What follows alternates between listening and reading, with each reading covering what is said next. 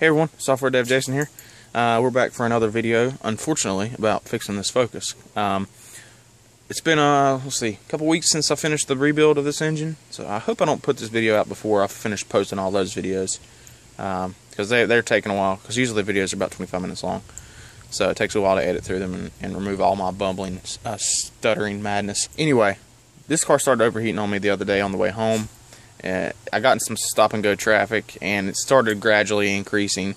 When I get up to speed, it would level back out to normal operating temperature. But if I stop at a few stoplights or get stuck in some traffic, it would start rising pretty quickly. So, not that uncommon for a car to overheat. There's several things that can go wrong that can cause that. I've actually, in the time period I've had this car, which is about probably about 8 years, I've had this car. And again, I got it secondhand. It already had 80,000 miles on it when I got it. It's overheated on me 3 times, and for 3 different reasons. So I'll kind of show you what the process is like to track that down.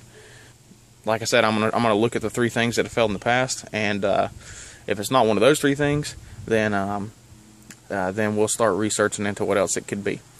But let's get started tracking this down. All right, so we're gonna start with the easiest thing to check first, and that's for some fuses, because I just tested a minute ago, and to try to narrow this thing down, what I did was I took the car, I cut it on, and I turned the AC to high, and the front fans, neither one of them ever kicked on. I let the car sit and get to full operating temperature. The fans never kicked on. So fans are going to be suspect number 1, so we need to figure out why those fans aren't coming on.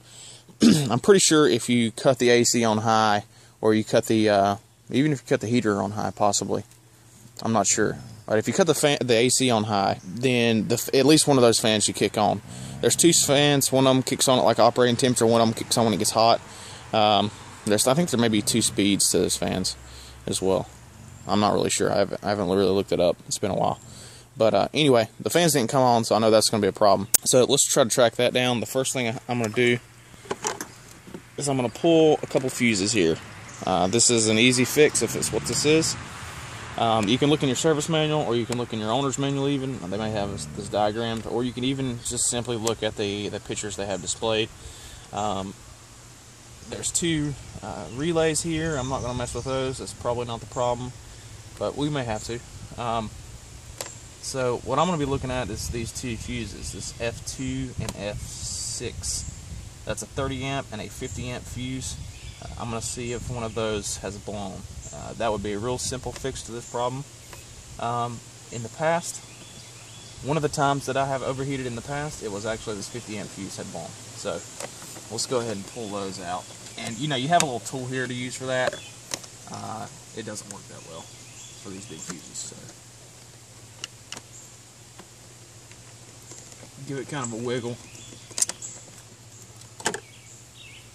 Alright, this is the 50. You can tell it's been pulled a few times, and it's kind of beat up. Yeah, the 50's fine. There's nothing wrong with that fuse.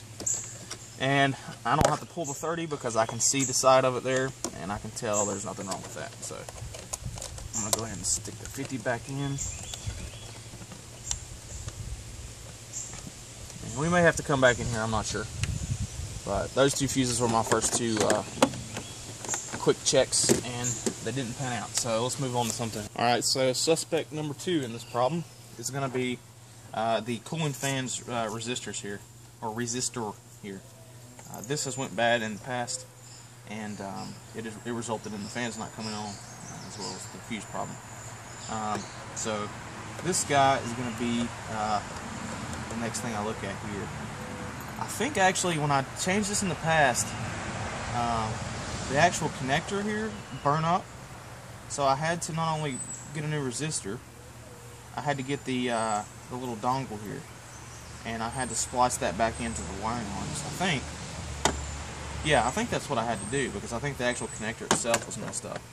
So we're going to go ahead and pull that and take a look at it. And it's got some little tabs on all 4 corners of it. There we go. and it just pops out. Okay, there's the resistor. You probably should unhook your battery to do this stuff. Okay. See any really damage on the resistor itself here, but I can test that. You can run some ohms through this resistor, and you should get a small ohms reading back. I'll have to look in and see what's expected there, but you can test this resistor, and if this is what it is, the resistor itself might not be bad. It may be the connector got burned up, the pins here, or whatever they're called. So there's a little metal clip. Let's see if I get some pictures of that. This is the resistor here, and this is the little metal clip that holds that connector to the resistor. So I'm going to see if I can't get that clip out. Okay, there's the clip. And this should pull right out.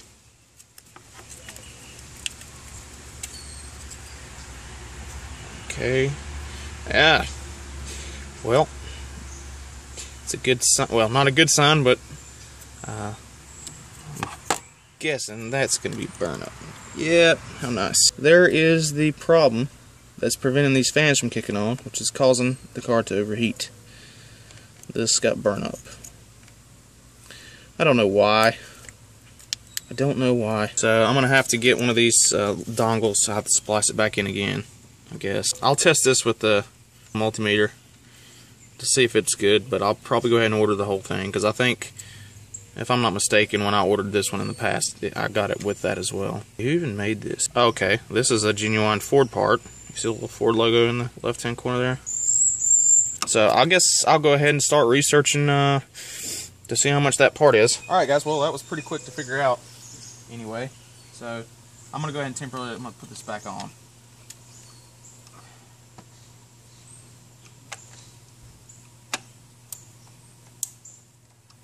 Stick it back in there. Well, if you have this car, it says the 2.0 liter SPI. This is the 2002 year car.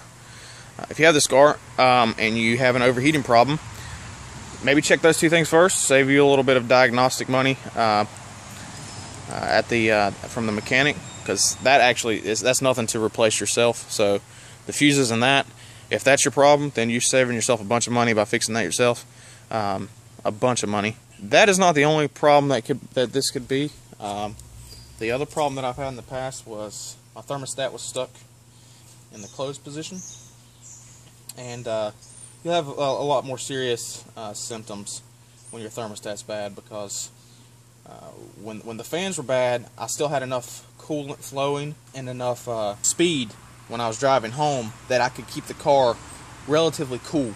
When my thermostat was stuck closed, the temperature gauge just pegged, and there was no cooling it down. So if you're having some symptoms like that, and it's not one of the two things I just looked at, the fuses or this resistor here, then you may have a thermostat problem. But again, that is actually not that big of a problem to fix either, and it's not that big of a problem or a big of a piece to test. So if you don't know that that's what it is, then you can actually take that thermostat housing off, which is really not that hard to get to. You may have to move the coil pack, temporarily unbolt the coil pack. But yeah, so the thermostat housing is right here. So yeah, the big coolant hose is leading to that thermostat housing. So you unbolt the thermostat housing, and you can take your thermostat out, which just pops right out, and that's the piece you'll see inside of the housing.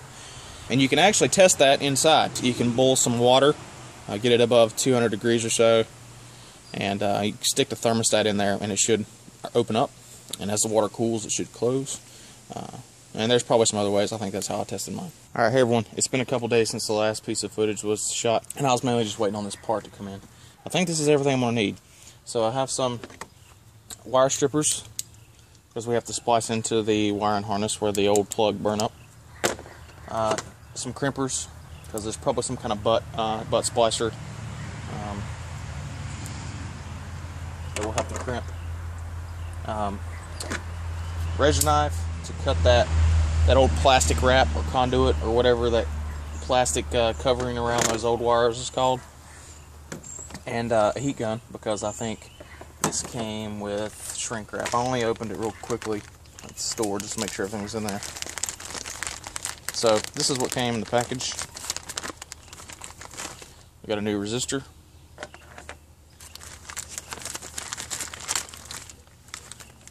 And this Duralast stuff has a lifetime warranty, so I'm going to hold on to that receipt. Remember, the old one was a genuine Ford part, and it didn't last any longer than the first one did. So there's our connector.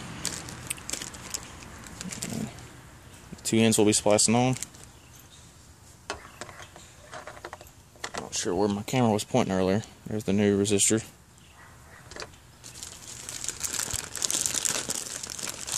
Okay, looks like it comes with a little set of instructions.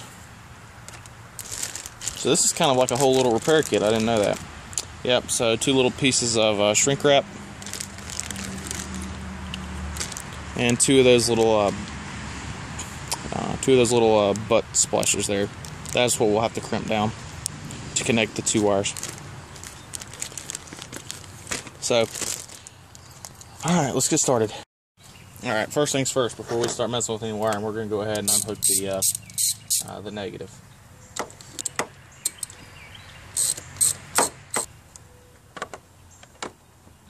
Next, I'm going to go ahead and take this resistor out. We had this out before. I put it back in mainly so I wouldn't lose this clip right here. So, simply pull that clip up.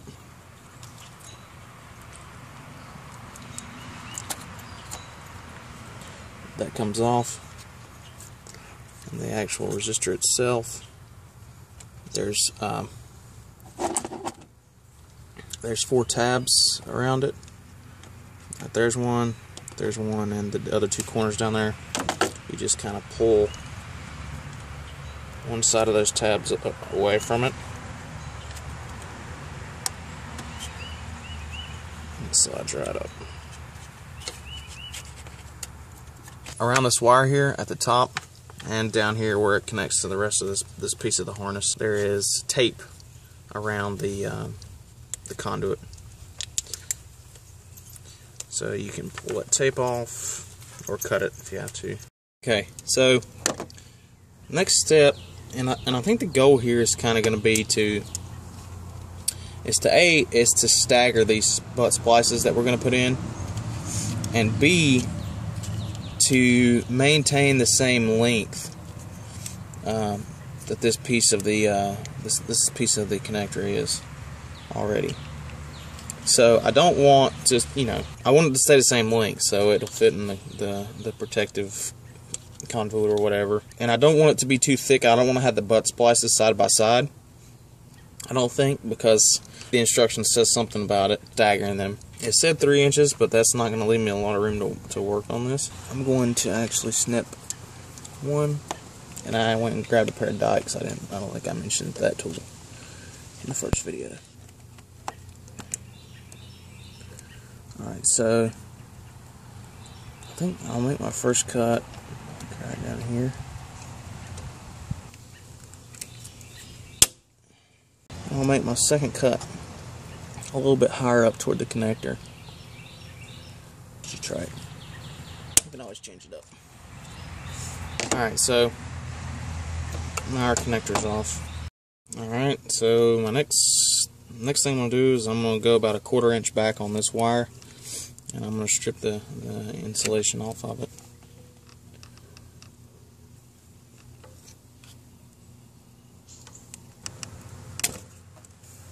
I'm going to do the same thing to this one right here.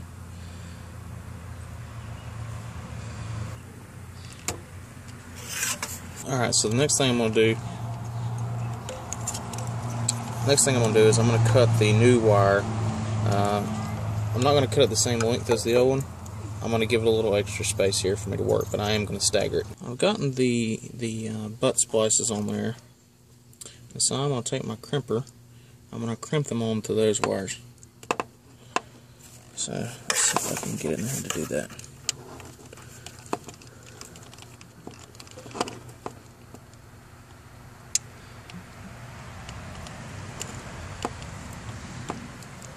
Now I'm going to attempt to crimp this one. I went ahead and put my shrink wrap on there. Now I'm going to go ahead and slide these ends in.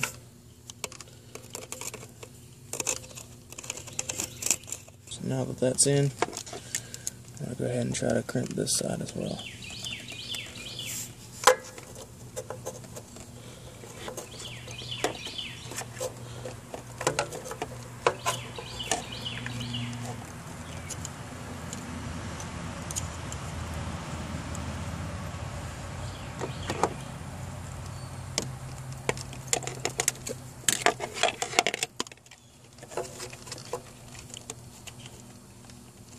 So our piece is on there and it's connected. So now we're going to shrink wrap this sucker.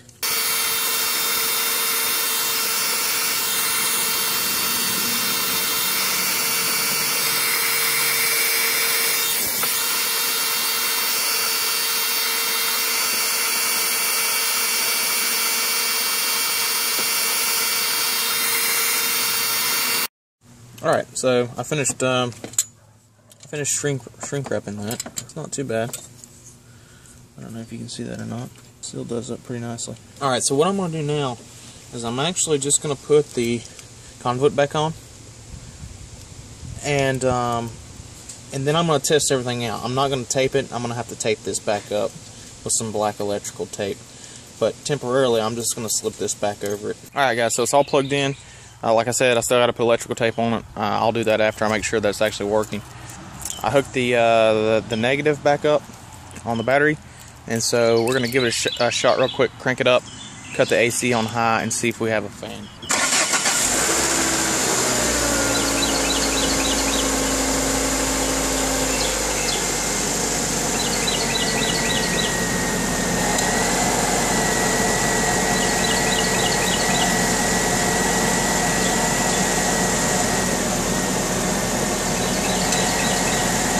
Good news, we have fans. Very cool. That's going to be problem solved for this, guys. Battery's dying and I don't even have a flash right now to light up the car. So thanks for watching, guys.